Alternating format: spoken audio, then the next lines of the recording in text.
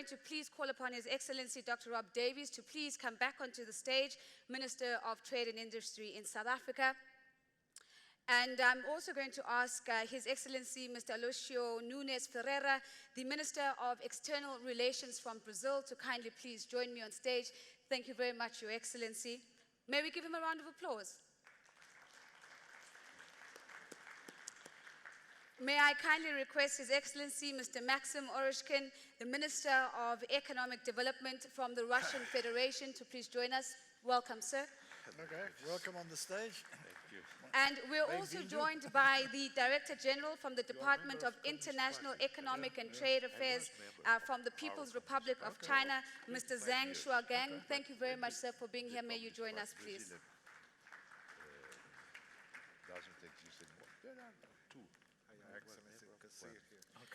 As my panelists take a seat, ladies and gentlemen, I'm going to make my way over and we're going to start this conversation. And please be reminded to please lean into the conversation with your questions.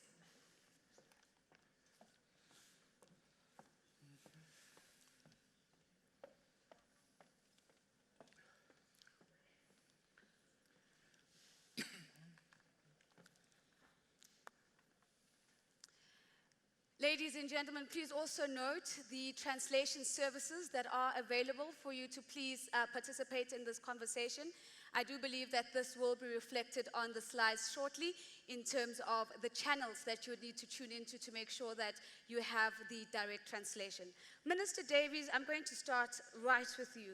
5 years ago, 2013, South Africa had the honor of hosting the BRICS summit in eThekwini. It's 5 years later, the world looks vastly different from what it looked like in 2013. What are the big achievements, the notable achievements, trade and investment related achievements that you believe are attributed to the BRICS partnership? Well, I think that there were some important decisions that were taken in 2013 that continue to have relevance to the way BRICS conversations and BRICS cooperation takes place. And I would just cite two of them. One of them is that we have established the BRICS Business Council. So the BRICS Business Forum, this body, was already in existence and met only at the time of a summit.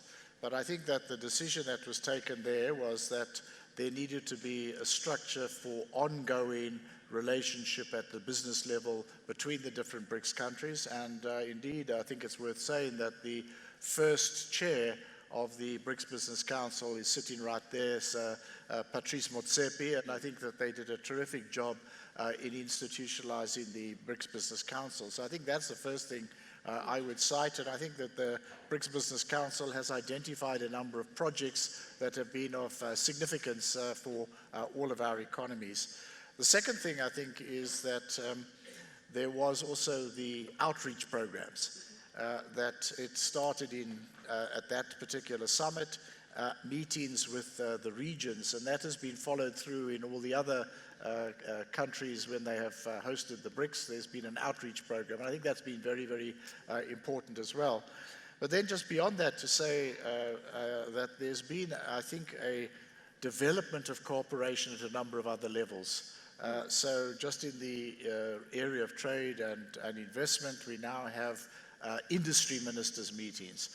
We now also have small business meetings and things of that sort. So I think that the cooperation is deepening and strengthening, and that is creating, I think, a stronger environment, organizational environment for us to move our cooperation further forward. Thank you very much, and we do have a conversation with the business representatives from the BRICS markets later on this afternoon, and we will be able to really get a sense of the achievements of the BRICS Business Council as well. But before I move on from you, Minister Davies, I think it is important to bring the context back into the conversation. 2013 again, 2018 today, the global environment is vastly different. We know that there are sentiments of protectionism. We know that there are trade tensions. We know that there's talk of weakening multilateralism. And I think even analysts are saying there is a possibility of a deglobalization. What does this mean then for the role of BRICS in trade and investment facilitation given this new environment? Well, as I was saying in my introductory remarks, I think that the environment we're in now is one which is posing enormous challenges to many of us. If we think back to 2013, there was an unfinished agenda in the multilateral trading system of development. It was called the Development Round. It was addressing issues which, in our view, remain of critical importance, of the distortions in agricultural trade to the disadvantage of developing countries. What we've seen since then is, first of all, within the multilateral trading system, a move by some of the larger economies away from that focus in the agenda. And now more recently, we are seeing a number of the stronger economies, at least one of them in particular, the largest and strongest economy of the world, showing great skepticism towards multilateral rules-based trading system, which in our view is not good for any of us. It means that we don't have any set of rules that we can rely on, any enforcement procedures that we can rely on. We are exposed to the full power relations in the world economy, which from the point of view of a small economy like ours is not a good place to be in. And then we are at the moment in the midst of what are often called trade wars. Yeah. These trade wars are involving our countries. South Africa is not a major protagonist in any of this, but we are being hit by collateral damage. Yeah. We've already had the 232 measures in the United States apply to steel and aluminium exports from this country. We were not given any exemption. We were not even given the provisional exemption that some countries got. There are now hearings on autos. So it's affecting us. And I think that what this means is it means that we need to find our solution to this, in the case of South Africa, first of all, in the African continent and in our strengthening of regional integration in the African continent, and in particular our strengthening of the continental integration process, establishing a large regional market that will allow us to diversify and move up the value chain. And then an institution like BRICS becomes very, very important. And what I was trying to say was, I think that in both cases, what is of fundamental importance is that we promote investment-led trade. If we are going to increase trade, that trade is going to have to be on the basis of identifying the complementarities, on the basis of us all moving into more advanced forms of production, and that production giving rise to more trade in intermediate products so that we are in a more balanced trading relationship among ourselves, be it on the continent or be it in the BRICS family. Thank you very much, Minister Davies. And I bring my attention now to Minister Ferreira. And I know that, Minister, you're also quite concerned about the challenge towards multilateralism. And I think in some of your words you said we have to talk about the crisis of the WTO as an example. Maybe bring us into this conversation of Brazil's stance on multilateralism, and in particular, how you see BRICS reshaping what multilateralism might look like on the global stage. Pois não. Bom dia a todos. O ministro Davies. The minister was referring to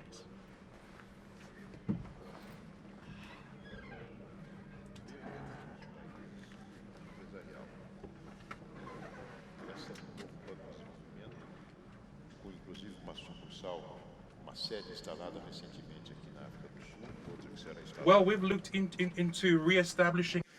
E o que será instalada proximamente em outros países do BRICS foi uma conquista. Da mesma forma, uma posição comum em relação ao funcionamento do Fundo Monetário Internacional e a criação do Fundo de Contingência de Reservas. São Reserves. importantes que ocorreram nesses últimos 5 anos. And in the last 5 years, we have seen results. The international way of doing business, we see it as having had an integration, a positive integration in the last 5 years. There've been other things that have taken us back as well. Things that take us as things that resemble things that happened during the Second World War. For example, trade rules that needed to be strengthened thereafter between countries. We understand that the stability of all the trade rules and collaboration between countries and the necessary support, it is important for our cooperation, for all the countries that are involved in the trade, and especially so for Brazil. Environment where there is congregation between societies and the economies of different countries. It is important with the worldwide peace.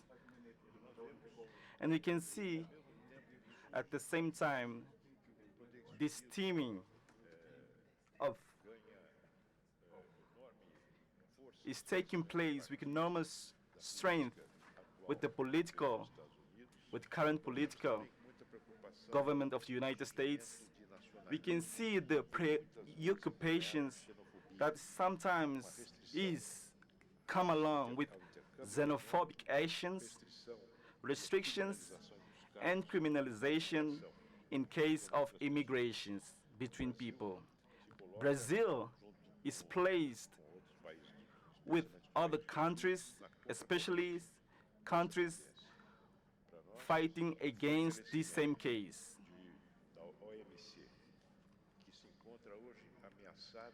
Now we have the OMC threatened with the development of its new capabilities. It finds a new association of Brazilian political statements which BRIC countries should attend to unify and protagonize enough and sufficient to fight against the trading business. This is a position of principles which is imposed in our institution. Thank you very much, Minister. And Thank I think you. You've spoken so comprehensively about some of the trade issues and the rules that underpin that. And perhaps as I move on, before I move on from you, I'd like to bring a question that's actually come in from Slido. And this question has been posed by somebody called Vijay Naidu from the audience, and it's received quite a lot of likes, if I may call it that. And the question links very much to what you shared, but it also forces us to reflect inwards as part of the BRICS bloc. And this is the question from Vijay. The question is, what are your thoughts on how BRICS can solve the different investment rules that apply to each individual BRICS country that could act as a disincentive to foreign investment? So the question really, if I were to paraphrase, is to say it's good enough for us to look at the external environment and look at the global economy, but we also have to have a conversation about how do we ensure that the rules that govern trade between us enable trade and enable investment and don't act as a disincentive. Do you have any views on that question?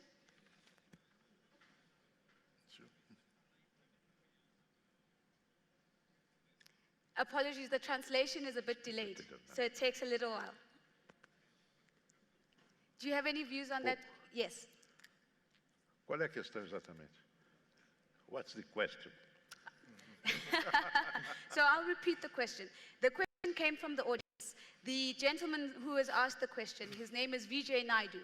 And Vijay is saying, and I'll read the question for you. If we have it up on screen, there we go. How will BRICS solve the different investment rules applicable to each individual BRICS country that act as a disincentive to foreign investment? So how are we going to solve our own rules that act as a disincentive to foreign investment?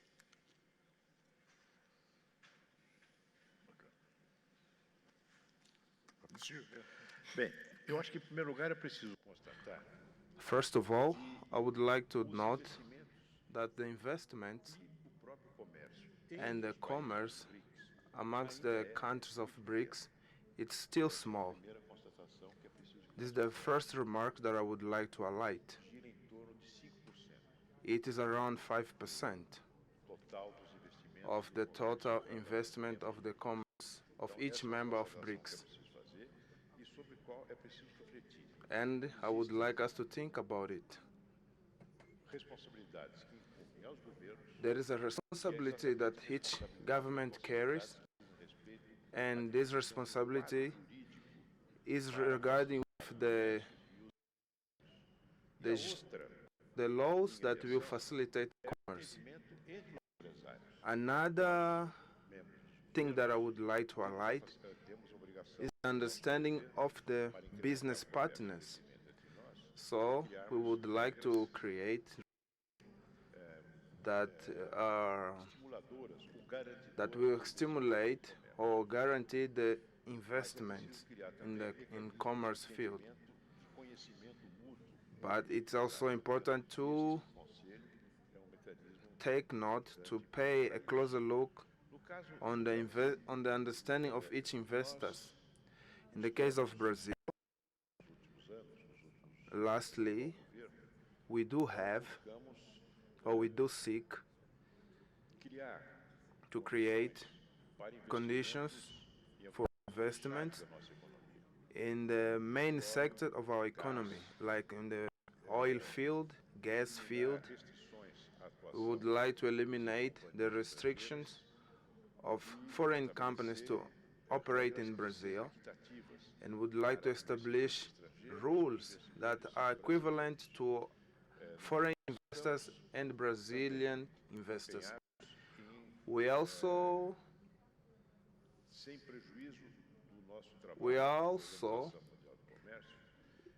deeply working on the global commerce. We would like to create agreements with countries of the blocks that we belong, South America, which is very important to us, and other bloc countries. We have started already negotiations with South America, for example, with Canada.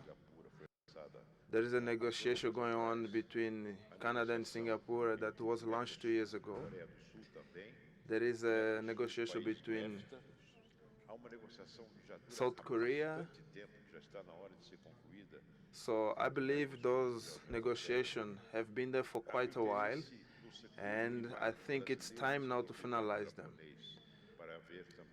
With regard to the private sector of Japan, and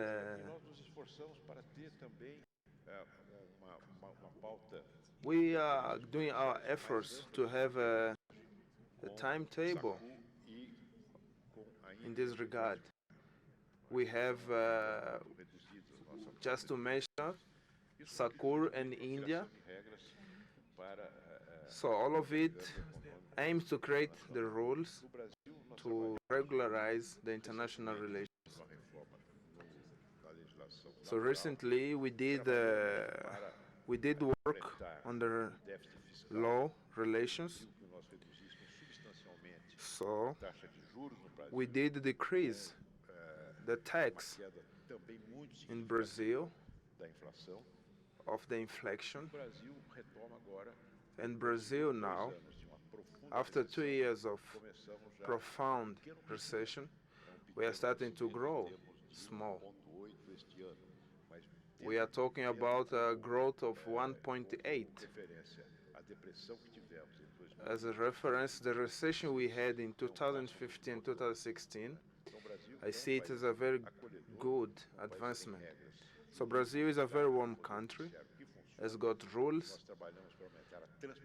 We do work to increase the transparency among the governments, and I believe that the exchange of information amongst the BRICS countries and our business partner will motivate so that we can have a good understanding, political understanding, and aiming to work as a good platform Thank you very in much, the global Minister. economy. And again, congratulations on the recovery. And we'll come back and we'll talk about the role of BRICS in the Brazilian economic landscape. But let me move on and go to Minister Oreshkin from Russia. Minister, news is indicating that Russia is looking to raise about $1 billion worth of funding from the New Development Bank. And the question then becomes, in what ways does this funding unlock opportunities within the BRICS bloc, but also for Russia into the continent and other emerging markets? Well, you know that if we look where the BRICS countries were 10 years ago when all this started in terms of economy size, we were something like 40% behind the G7.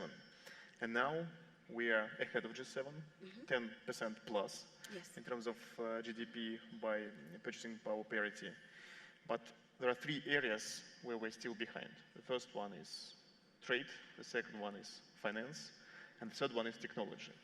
So all the institutes that are created within the BRICS are aimed at helping to improve situation in those three areas. And you mentioned the BRICS Bank, one of the important institutes which is aimed in facilitating investments in all of our countries. You were mentioning the previous question, the flows of investments between the countries, but such institutes like BRICS Bank is one of the institutes which is aimed in facilitating. So using this opportunity is a good step forward towards facilitation of more investment activity between our countries and using the platforms which are created within the BRICS.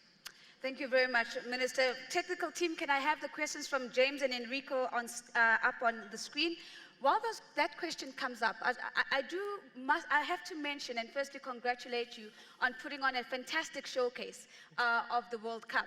But we are not here to discuss soccer, but there must be lessons that can be taken from the World Cup experience, lessons that speak to how do we collaborate around a common agenda, despite having different economic ambitions, despite having different political agendas. Is that conversation happening out in Russia about how do we take the lessons from the biggest showcase we've just put on and what this teaches us about what we need to do in BRICS going forward? Well, talking globally, the showcase is not that important for Russia because we are open. We're open for cooperation, not only within the BRICS format, with all the formats of G20, with all the countries from the G7. I believe that this is a showcase for countries which are outside the BRICS, that we can work together, we can achieve great results. And the latest summit with US President Donald Trump shows that we are open for cooperation, open for moving forward. And of course, you know that getting back to the World Cup, a lot of Chinese tourists came to Russia, a lot of Brazilian tourists came to Russia, and it was a great event, and all was pleased. And that shows that we have growing relations between all the countries which are present here.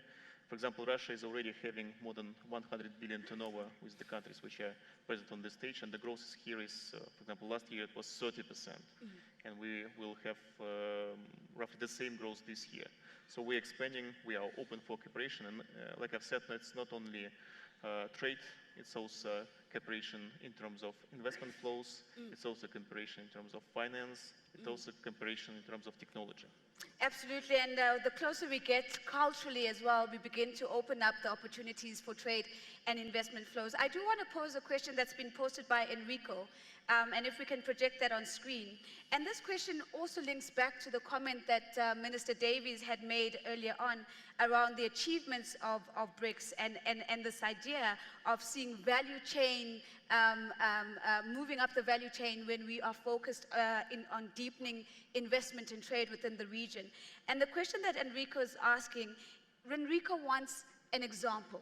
And he's saying, please give some specific examples of value chain cooperation and initiatives within BRICS. So would you, as representing Russia in this moment, be able to speak just one or two specific examples that really show that we are deepening the value chain amongst the BRICS countries through trade and investment? Well, actually, a lot of examples. Just will try to give you a few. For example, with China, we're working on a lot of technology initiatives in the creation of the new airplanes. We're working jointly. With India, for example, working on the creating new trade corridors, which will be connecting India and the ports in the northeast of Russia, which will go through Iran, through Azerbaijan, and then through Russia. With Brazil, we are expanding our trade. So with South Africa, a lot of investments going in, going out. So a lot of projects. Lots of projects, Enrico. I hope that you're satisfied with the answer. Let's come to the DG from China. Thank you very much, sir, for being here. For the majority of this conversation, we've framed the global picture as a challenge, as a crisis, depending on who you're talking to. But in crisis, there's often always opportunity as well. What opportunities do the prevailing conditions open up for the BRICS bloc in terms of deepening and facilitating trade and investment?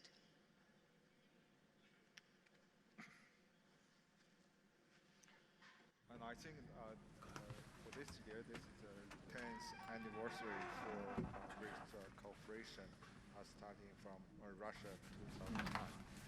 And I believe throughout those 10 years of cooperation, just like Mr. Davis mentioned, we've already deepened and strengthened the cooperation in terms of the scope of cooperation, in terms of mechanism establishment. So now, from trade and investment perspective, we already have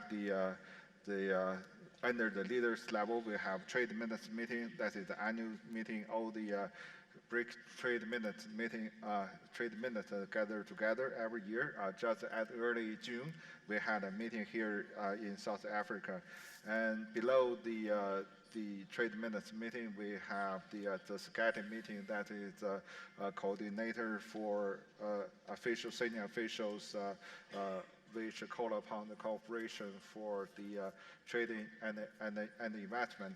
And in recent year, what we feel happy is that we can see, even under the coordinator level, we can see a number of more pragmatic mechanism working group established, such as electronic commerce, IPR cooperation, model import, trade facilitation, investment facilitation, so on and so forth.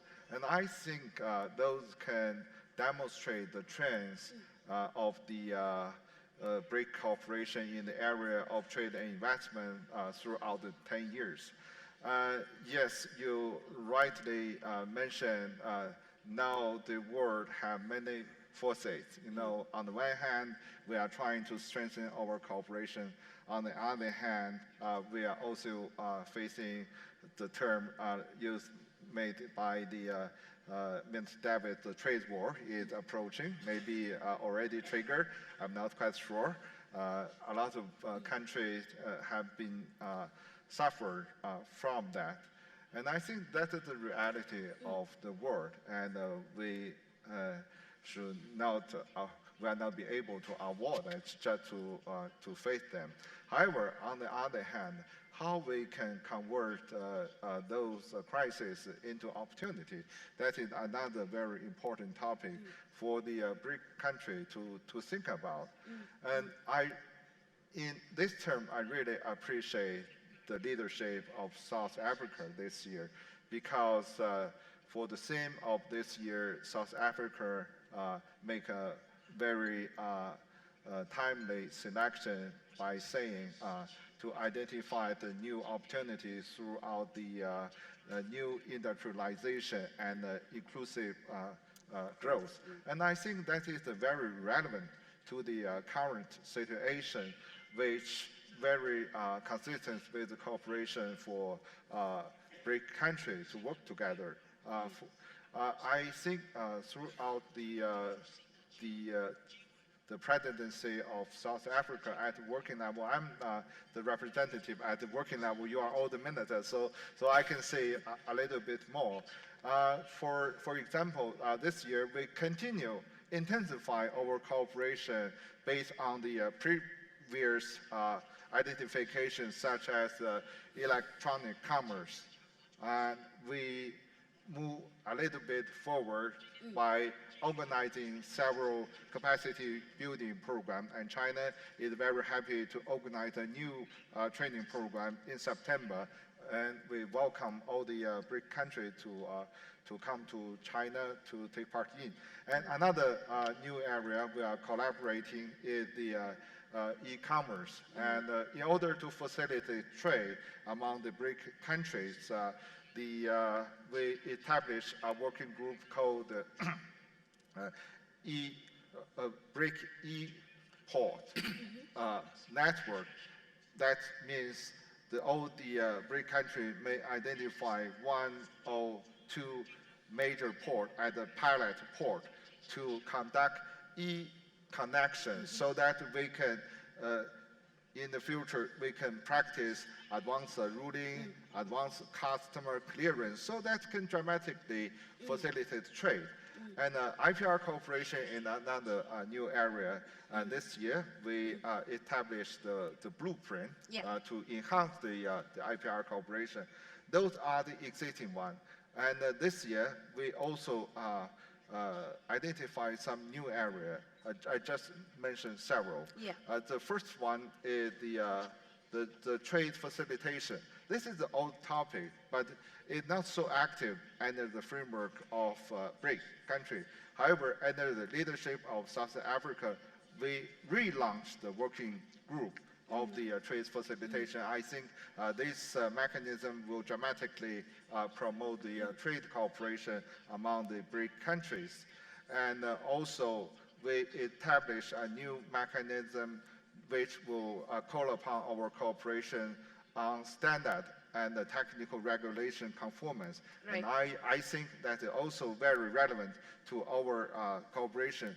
And certainly there are many other new areas. I'm not going to mention them all. The list seems very long, but very impressive, because we're saying out of this crisis, tangible examples of opportunities, crisis being converted to opportunity is coming through. And I appreciate that you've gone through the length of being very specific about some of the partnerships that are coming through. I do have one question for you, though.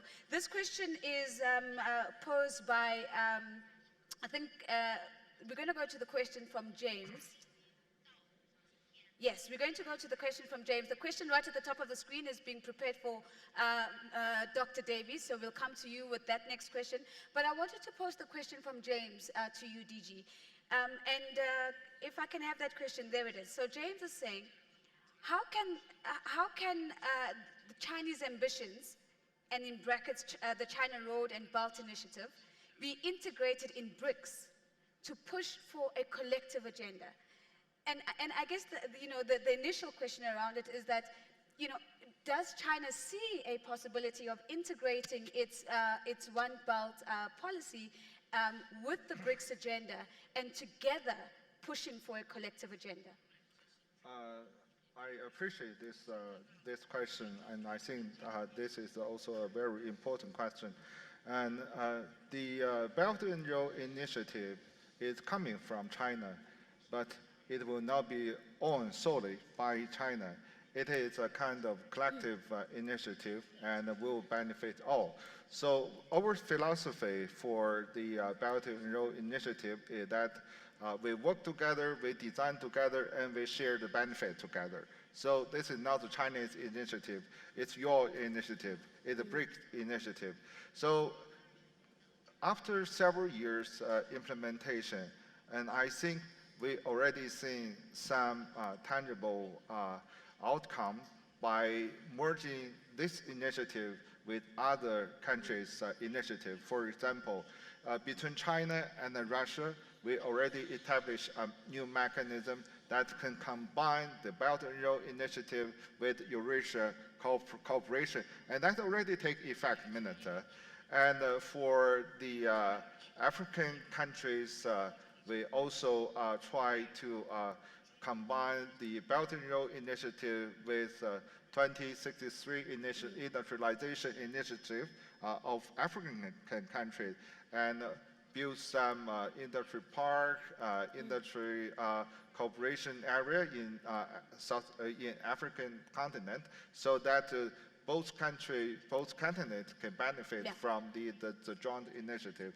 As well, with Brazil, we have a lot of cooperation initiative, so that we think working together with those initiatives from various countries, we can create a synergy to maximize the benefit of those initiatives. Fantastic. Thank you very much, DG. Dr. Davies, I come back to you with the most popular question in the room, and we measure popularity by the number of likes, and it's an indication of how many people would like this question answered. And the question is, could the panel comment on initiatives to balance intra-BRICS trade parity? And I'd like you to please take this one. I think this is a very, very important question, and I think the balance needs to refer not just to the overall quantums, but also to the quality of that trade. In the case of South Africa, it's not exactly the same with every BRICS country, but in a number of cases, it is that South Africa produces and exports primary products, and our import basket is finished, high quality and high-tech goods.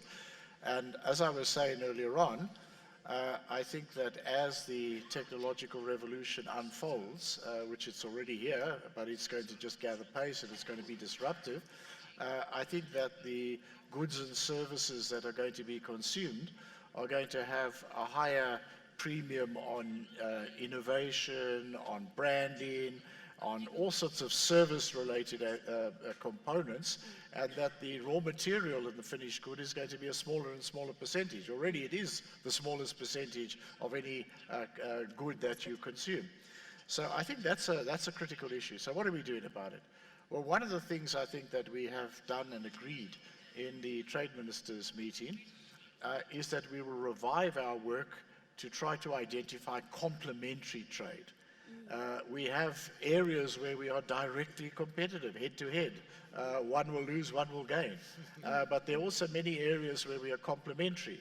And how can we identify that and push that further forward? We raised that in the past in BRICS, but we've now got a monitoring mechanism in place. So let's see how this unfolds. What are the barriers to us realizing the complementary trade? There may be, in some cases, other regulations, SPS regulations, port regulations, or any other thing that is blocking this. That's the first one.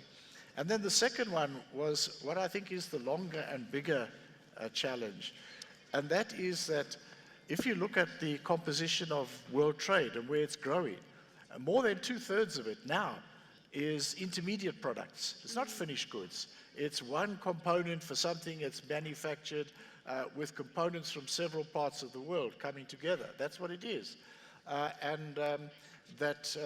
reflects a maturity in the structure of economies. And what we need to do is we need, I think, to be moving more into that space. And that's what I'm talking about when I say investment-led trade. Right. Investment by each other, all of us. We've all got strengths. We can invest in each other's economies, build the productive forces, move us all up the value chain, and that will create a longer-term and more sustainable basis for an increase in trade than things which I think, would be short-term answers, which would be, open up and persuade one of us to open up in ways that will, in the end, perhaps allow a flood of finished goods, but will damage our longer-term prospects. So I think that's what it's about in the end of the day. Yeah. I wondered if I may, just to say something about the investment. Yes.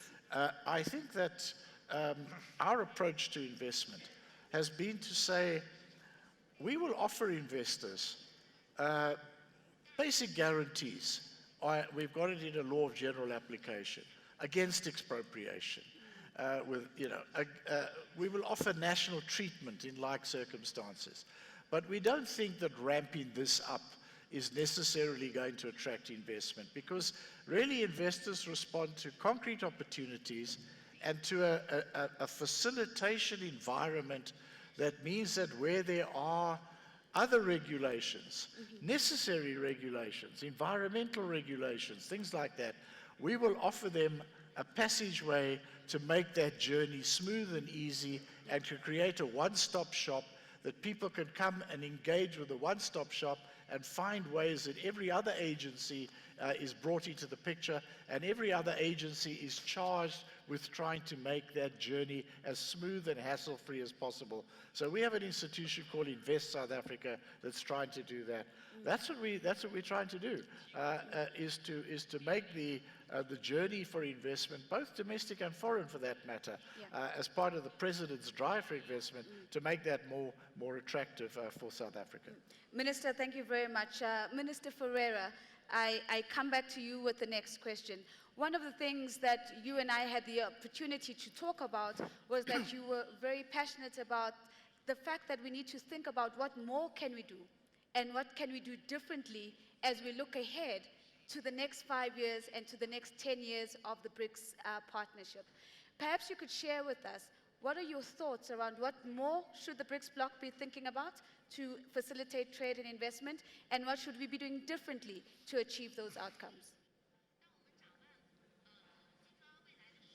I'll repeat the question to you, Minister. Bem, eu acho que, em primeiro lugar, nós não podemos ter a pretensão de inventar a roda. We cannot O invent a ministro way, Davis acaba de se referir like a um what we just aspecto referred to, que eu considero absolutamente vital para que haja investimentos e comércio, que é segurança jurídica. I would like Vocês to, aqui na África do Sul, especialmente é importante lembrar isso do centenário de Nelson Mandela, vocês conseguiram criar um sistema jurídico there is a estável, system sólido, in place, a solid onde o system in papel da place lei that would like to talk about the law that is very secure, that guarantees the people of South Africa and gives everyone access in any political way and form. We would like to try, and we have the consequences and investment with petrol. The result has not been good, and as the Brazilian people, we are conscious of that. We are very much aware of what is needed to give proper conditions and investigate. On second place, we would like to, it's important to listen what the community, our countries, the people, it's important to give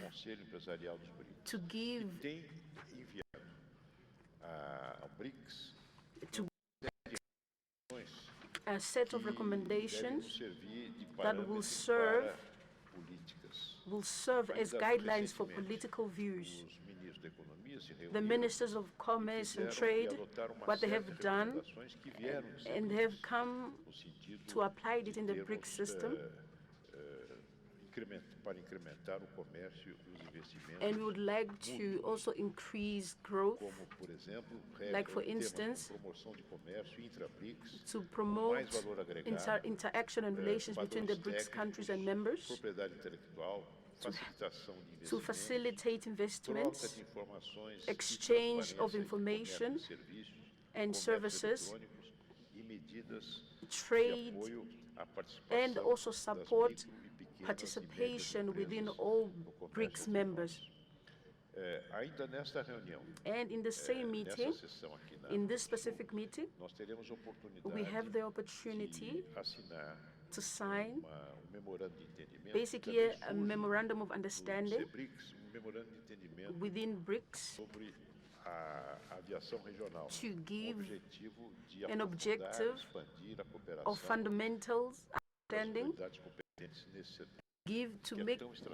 because we have competent people within the BRICS people, and also help our country at large.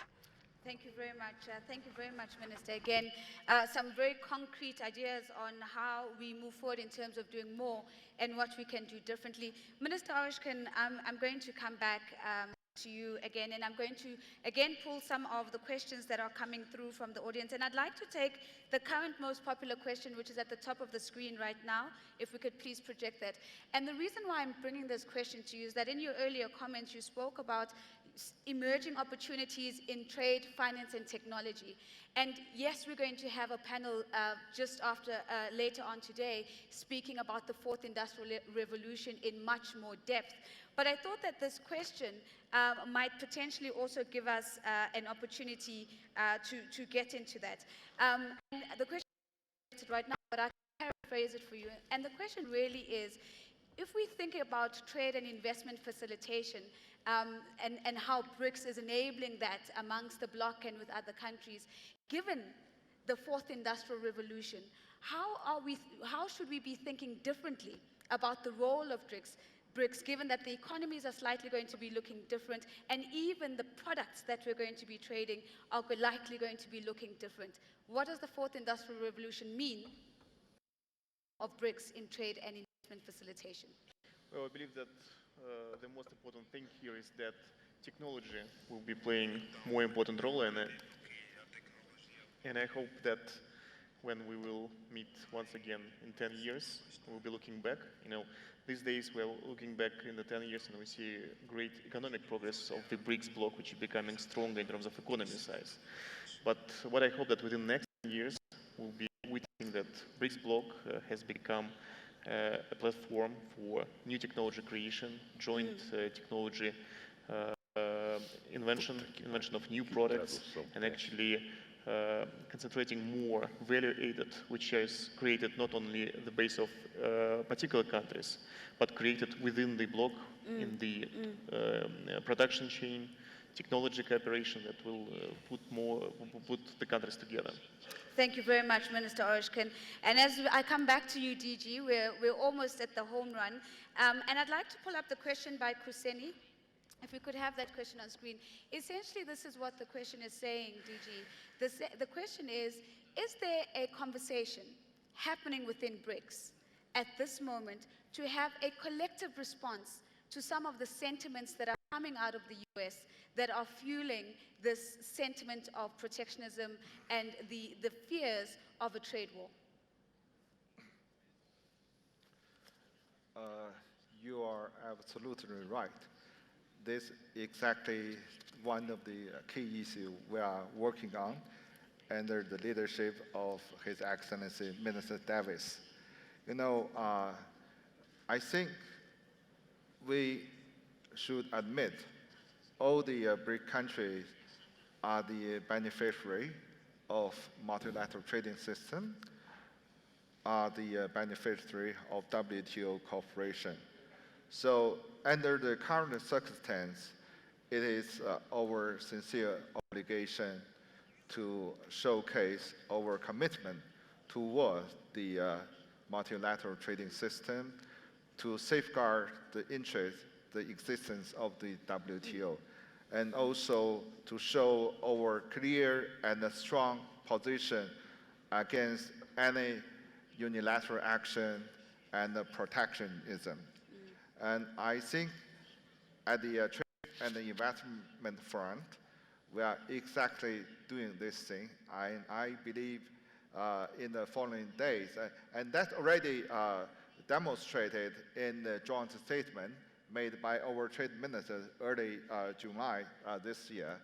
And you will see in the following days, we will have a stronger signal from BRIC leaders by saying we will continue to safeguard the interest of the multilateral trading system and oppose any kind of and protectionism. Thank you. Thank you very much. As we begin to wrap this panel, I thought it might be a good way of us to think about what are the conversations we need to have going forward that are going to see BRICS play an even stronger role in trade and investment facilitation. So, Minister Davies, I'll start with you, and it's literally 30 seconds at the very most. What are the big conversations or focus areas, questions we need to grapple with that you think are going to help us to not only navigate the current environment, but set the role of BRICS up for the years to come? Well, I think these conversations need to happen at different levels. I think that all of us have regular conversations in the WTO, for example, about our positions that we take in the face of the challenges we face there as governments, as member governments. Also, we need to have conversations at the level of business, and this is what I think the Business Forum is about. I think we want to see business people tell us very practically and what it is that they need to see us do to move particularly cooperation in the area of investment-led trade, to move that further forward. That's what we're looking to try and then try to respond to it. Necessarily that everything that's said is easily done straight away, but at least it can be interrogated and we can move further forward. Because I think that there is a huge premium on inclusivity. The real challenge we face in the globe at the moment, apart from the things that we're facing right now, is that we have a high level of inequality. Inequality within and between countries. The new technologies of the fourth industrial revolution have the potential to raise human welfare, to liberate our humanity from backbreaking and low-quality jobs and toil that is not necessary. But at the same time, if it isn't adopted within an inclusive framework, it could exacerbate inequalities, exacerbate monopolistic tendencies and polarization. If we want to avoid that outcome, we've got to work together and cooperate for inclusivity. That's essentially it. Thank you, Dr. Davies. The longest 30 seconds. Thank you very much, Dr. Davies. And again, I'd like to give my panelists 10 seconds each. What do we need to focus on to ensure that we can intensify the role of BRICS in the coming years? Minister Ferreira, do you have one thing that you focus on? One thing that we need to focus on going ahead? I didn't understand. What is your question, please? Yes. What is the one thing? Huh? Excuse me. What is the one thing? Huh? My Portuguese is non-existent, so please excuse me. I'll try again, sir. So what is the one thing that you think we need to focus on to ensure that BRICS remains relevant and plays an intensifying role for trade and investment? O que fazer para que os BRICS continuem sendo relevantes? É isso que você quer saber? A importância dos BRICS para enfrentar os desafios do mundo de hoje. É isso que a senhora quer saber? A minha visão, a visão Would you like to know Brazil's vision with regards to the BRICS conference? So Brazil aims to be part of BRICS to advance its development economically, and also the importance of having more countries that have the same political view, and the importance to have a constant, a strong, a solid political relationship, but also of the topics about the global economy, also the private opportunities. So technically, those are the means that we have used so far to get to where we are now. Thank you very much, Your Excellency. Minister Orishkin, one thing that we need to focus on to intensify the role of BRICS in trade and investment. It's trade, finance and investments, and of course technology. And the conversation should be taken not only on the level of the governments, but of course on the level of the business, which should be the driving force for changes here. Trade, finance, technology, conversations at government level and at business level. DG, you'll have the final word on this one. One thing that we need to focus on? Yes, I think everybody agrees that trade and investment cooperation is the anchor and the propeller for BRIC overarching cooperation. So at the next step, what I believe what we need to do more is to make our trade and investment cooperation more pragmatic, systematic, and institutionalized. Pragmatic and institutionalized. Ladies and gentlemen, a big round of applause for my panelists, please.